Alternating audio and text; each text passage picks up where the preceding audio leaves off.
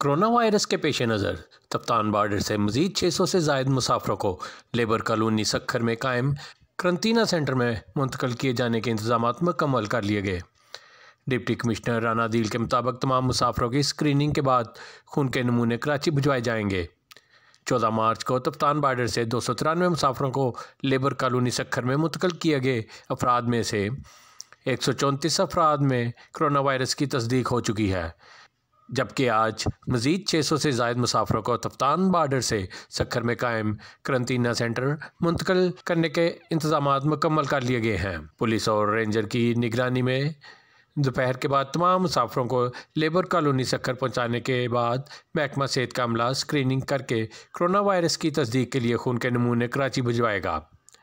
Deputy commissioner Rana दिल के मुताबिक वज़ीर आला सिंध की हिदायत मुसाफरों को सहूलियात फराहम की जा रही हैं। सक्खर से रिपोर्ट कर रहे हैं CTN न्यूज़ के ब्यूरो चीफ सैयद नसीर हुसैन जैदी।